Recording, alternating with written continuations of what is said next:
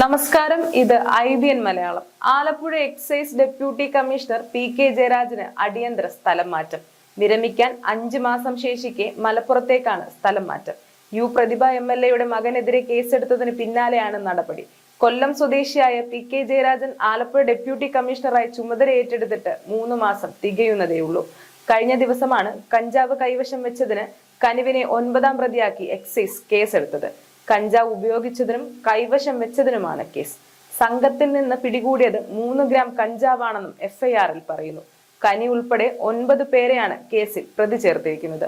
9 പേരും ആലപ്പുഴ സ്വദേശികളാണ്. കുട്ടനാട് വിരിപ്പാലമുറിയിൽ വടക്കേപ്പറമ്പ് വീട്ടിൽ സച്ചിനസ് ആണ് കേസിലെ 1ാം പ്രതി.